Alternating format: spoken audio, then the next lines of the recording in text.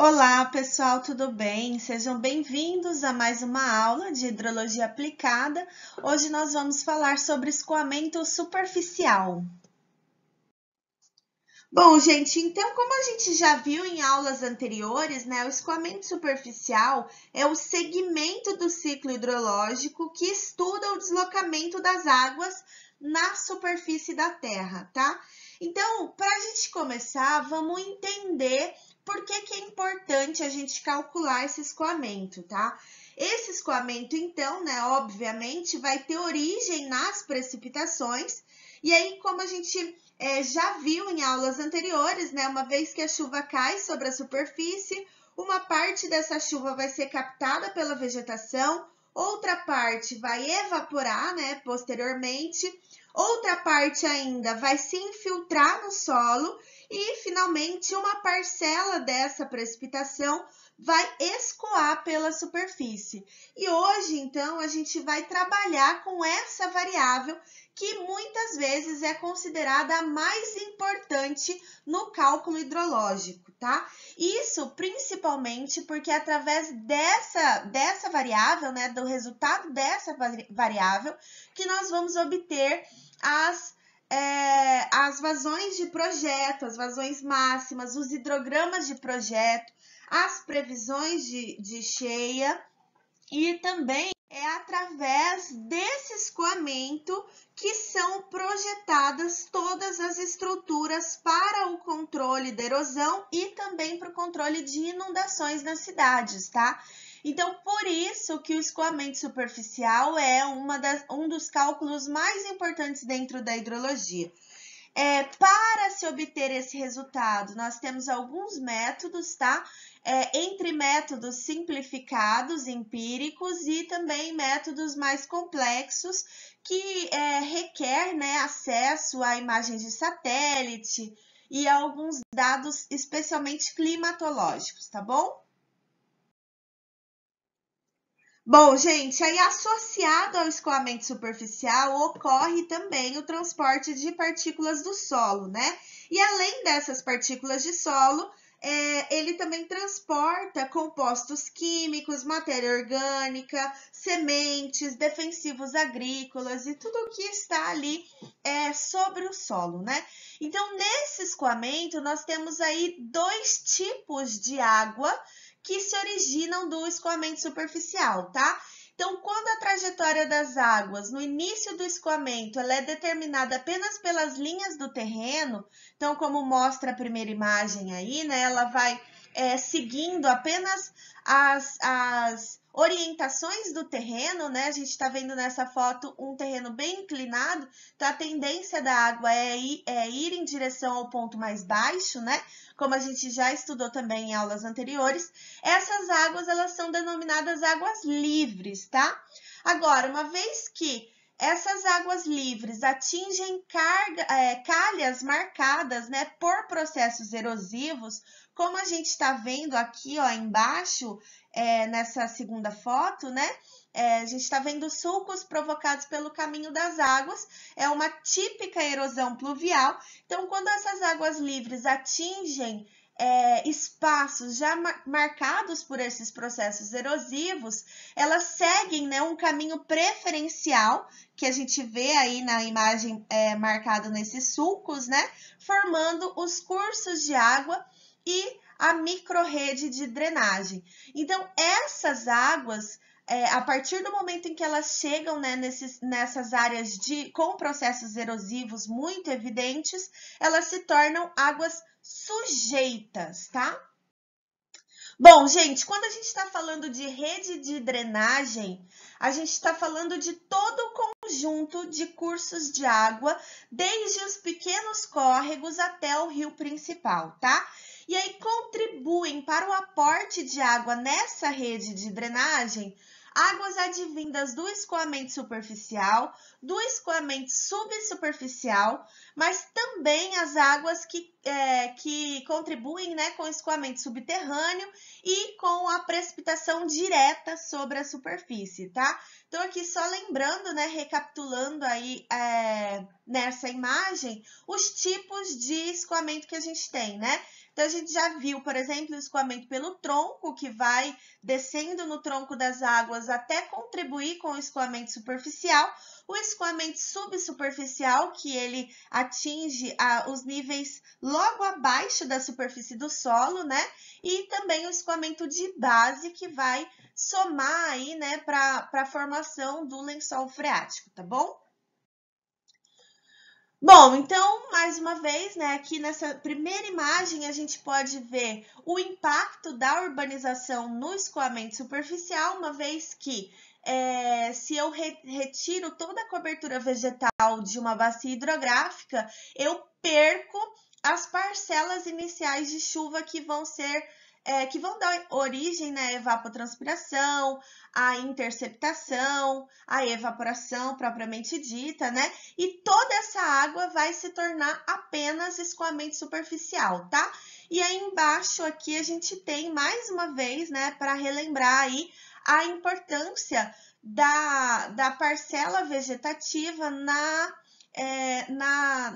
somatória final da vazão de escoamento, tá?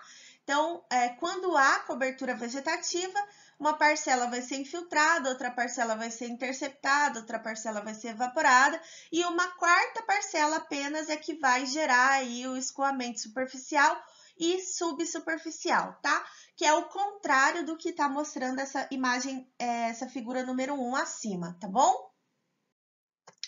Bom, gente, então quais são os fatores que podem interferir, né, nesse escoamento superficial?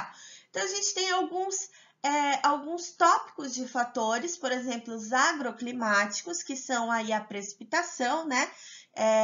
O escoamento superficial vai variar em função da intensidade, da duração e da área de abrangência dessa precipitação. Também, ainda dentro dos fatores agroclimáticos, a cobertura do solo, né, que interfere, como a gente viu no slide anterior ali, interfere diretamente na infiltração e na interceptação da água advinda dessa chuva, né?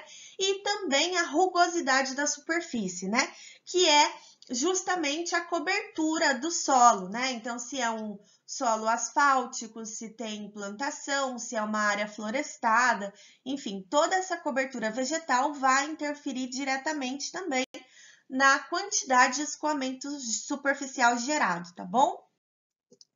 Bom, além desses fatores, né, a gente tem também os chamados fatores fisiográficos, né? Como a gente também já viu nessa e em outras aulas, a declividade é um fator importante, uma vez que a água corre em direção aos pontos mais baixos, né, da bacia hidrográfica, e também a forma da bacia que contribui para a velocidade, né, desse escoamento, tá? Além disso, também temos fatores chamados fatores de superfície, que é especialmente o tipo de solo, que vai também interferir na taxa de infiltração do solo, né, da água no solo. Por exemplo, solos mais arenosos, que têm essa capacidade de infiltração facilitada, né, e solos do tipo argiloso, que tem essa taxa de infiltração dificultada, tá bom? Ainda, né, dentro dos fatores de superfície, a topografia, que nós também já comentamos, né, que interfere diretamente na velocidade e no armazenamento desse escoamento, tá? A rede de drenagem, que dependendo da sua formulação, vai direcionar uma rápida concentração de escoamento superficial, e ainda as obras hidráulicas presentes, né? Então, obras de drenagem aumentam a velocidade de escoamento da água. Agora, obras destinadas à contenção e o armazenamento desse escoamento geram aí uma redução na vazão máxima, né? Bom, então, gente, para o cálculo do escoamento superficial, a gente tem algumas grandezas que são associadas, tá? A principal grandeza associada a esse cálculo é a vazão, que é normalmente expressa em metros cúbicos por segundo, e ela indica, então, o volume de água que atravessa uma determinada seção transversal. por unidade de tempo, né? E aí, dentro dessa vazão, a gente tem três objetivos principais desse cálculo, tá? Que é a obtenção da vazão máxima, também a vazão de projeto, que é utilizada nos sistemas de drenagem, e também a vazão utilizada para a construção de obras para o controle da erosão e de cheias, tá bom? Bom, ainda dentro das grandezas associadas ao escoamento superficial, a gente tem o coeficiente de escoamento superficial, que é aquele coeficiente C, que a gente já trabalhou também em aulas anteriores com ele, né? E representa a relação entre o volume que escoa sobre a superfície do terreno, que é essa variável que a gente chama de ES, e o volume precipitado total, tá? Que a gente chama de PT, então. Esse C, ele é um coeficiente adimensional, então não há unidade sobre ele, tá bom? Bom, pessoal, e aí para a gente estimar o escoamento superficial, o método mais famoso, mais utilizado, é o método racional, tá? Ele é um método simplificado, por onde, né, é possível determinar a vazão máxima de escoamento superficial a partir de dados de chuva para pequenas bacias, né?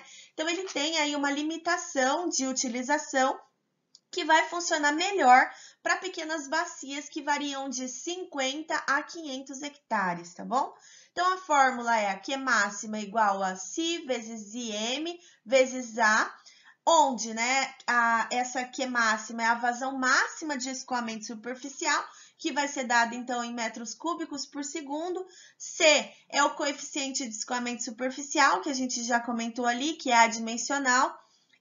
IM, né, a intensidade máxima da precipitação para uma duração igual ao tempo de concentração da bacia, tá? E área, quer dizer, IA é a área de drenagem em hectare, tá, gente? Bom, então aqui vocês vão perceber que a gente já trabalhou também com esse método em aulas anteriores, tá? Então, aqui só recapitulando e reaproveitando, né, reaplicando o mesmo método para a estimativa do escoamento superficial, tá bom? Bom, pessoal, então, para a aplicação do método racional, eu preciso observar alguns fundamentos que vão nortear a minha escolha pelo método de estimativa, tá? Então, para a aplicação do método racional, eu preciso de um coeficiente de escoamento superficial único. Também preciso que as precipitações sejam de alta intensidade e curta duração. Então, preciso observar aí um limite dentro dos meus resultados, né, de tempo de concentração. A precipitação, ela vai ser supostamente uniforme ao longo de toda a bacia, então a gente já falou sobre isso também nas aulas em que nós estudamos o tempo de concentração, né? E para esse método, admite-se que durante o evento extremo, o solo encontra-se saturado e, portanto, né, as condições mais favoráveis para o escoamento superficial. Aí, gente, quando a gente conheceu a fórmula do método racional lá nos slides anteriores, a gente percebeu que existem algumas variáveis que precisam ser conhecidas para a aplicação dessa fórmula, né? Uma delas, então, é a área drenada. Esses valores, eles são comumente, né, obtidos através do Sistema de Informação Geográfica, tá? Então, eles vão ser fornecidos, né, para a gente aqui nos nossos exercícios. Agora, o coeficiente de escoamento é um valor tabelado, né? Então, existem várias tabelas na literatura que recomendam aí valores médios para cada tipo de superfície, né? Então, a gente tem aqui, ó, essa tabela de TUT, tá? Que traz várias superfícies, então, pavimento, a cobertura, com grama e solo arenoso, grama em solo argiloso, a declividade, tá? Dessas superfícies e o intervalo entre o valor esperado de C, tá? Então, gente, para eu descobrir esse coeficiente, eu vou recorrer à literatura, tá certo? Aqui, pessoal, é mais uma referência, tá? Para os valores de C recomendados por outro autor. E aqui eles são direcionados para bacias hidrográficas rurais, tá? Então, observem que a gente tem aqui ó, os tipos de cobertura mais comuns em áreas rurais, tá? Então, floresta, pastagens e terras cultivadas, tá? Então, da mesma forma que eu vou ter uma declividade, né, a ser obedecida, e a textura do solo, que vai variar entre arenosa, franca e argilosa, tá certo?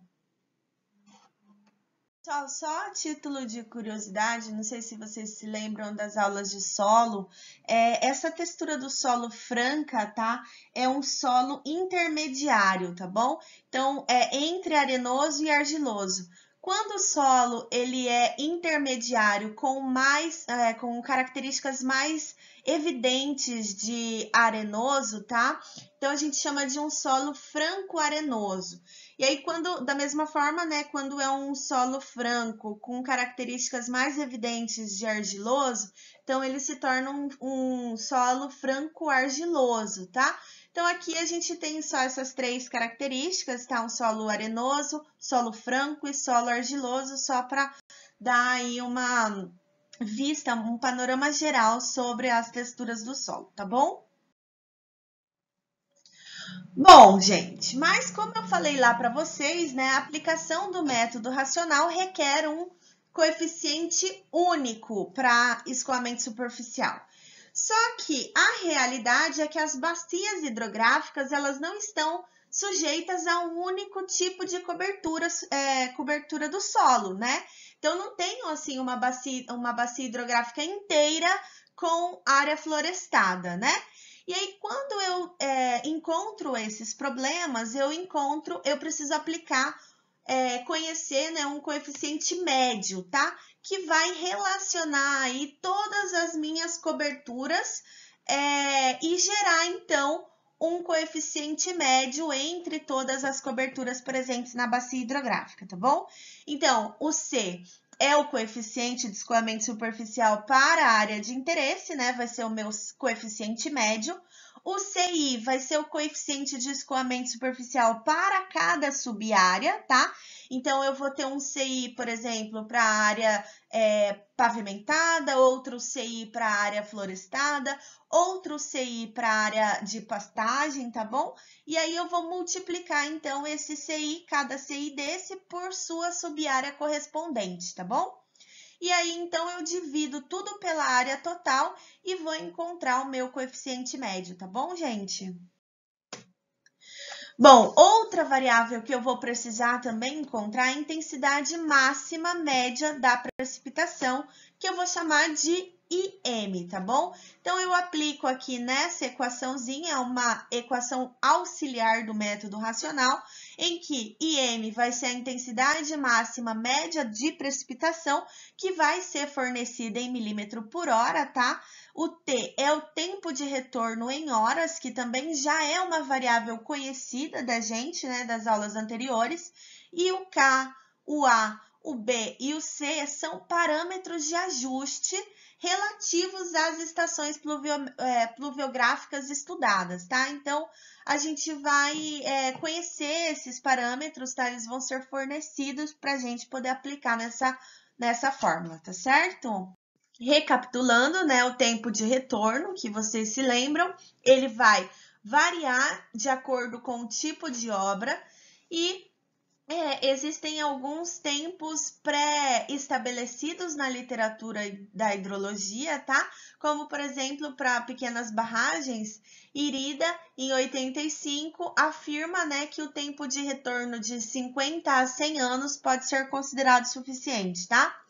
Um sistema de drenagem agrícola de superfície, por outro lado, né, varia aí de 5 a 10 anos. Então, a gente vai determinar esse período de retorno de acordo com as características da obra, tá bom?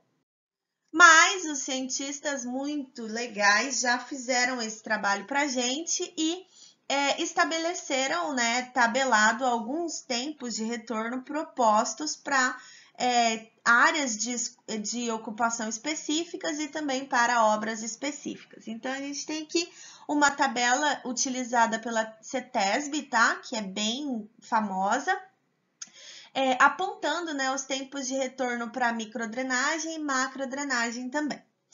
Em função, né, do tipo de ocupação da área. Então, áreas comerciais, áreas residenciais, edifícios, aeroportos, enfim, tá bom? Bom, pessoal, e agora aqui para a gente exercitar e compreender melhor esse método, vamos fazer um exercício, tá?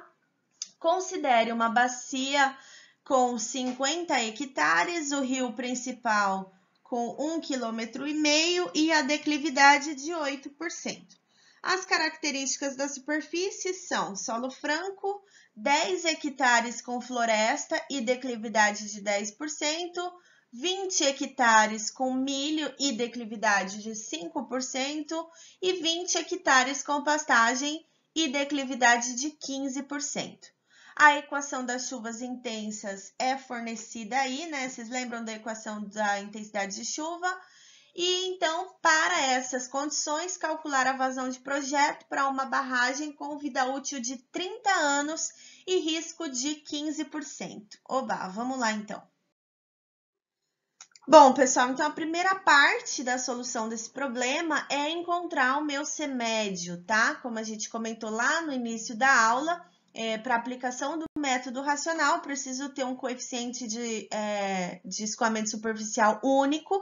E aqui, para esse problema, dentro dessa bacia hidrográfica que nós estamos estudando, nós temos 3 coeficientes, né? Então, eu tenho ali, ó, é importante a gente observar aqui que o problema me diz que o solo é um solo franco, tá? Então, eu vou analisar aqui essa coluna do meio, tá?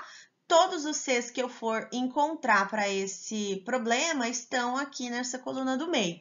Então, eu tenho solo franco com floresta, então, e a declividade de 10%. Então, eu tenho aqui, ó, que meu primeiro C vai ser esse 0,35 aqui, tá? Solo franco, floresta, com declividade de 10%, tá bom?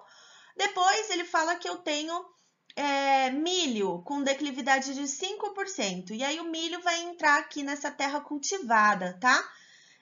Então, com declividade de 5%, eu tenho 0,50 aqui, né? Milho com declividade de 5%. E ainda tenho dentro da mesma bacia hidrográfica, eu ainda tenho uma área de pastagem com declividade de 15%. Então, aqui, declividade de 11 a 30, 15 está aqui dentro, né? Eu tenho que, para esse meu terceiro C aqui, é igual a 0,40, tá? E aí, de posse desses dados, eu vou aplicar, então, aqui na minha equação do coeficiente médio, tá? Então, eu vou pegar 0,35, que é o coeficiente da área de floresta, vezes 10 hectares, que correspondem a essa área, tá? Mais 0,50, que é o meu C da área, de terra cultivada, tá? Vezes 20 hectares, que correspondem a essa área, mais 0,40, que corresponde ao C da área de pastagem, vezes 20 hectares também, que correspondem a essa área de pastagem na bacia hidrográfica. Então, tudo isso vai ser dividido pela área total, que é de 50 hectares, tá? E eu tenho, então, a resposta que o meu C médio dessa bacia hidrográfica é igual a 0,43. Lembrando, gente, que o C é adimensional, tá? Então, não tá faltando nenhuma unidade aqui, porque ele não tem unidade, tá bom?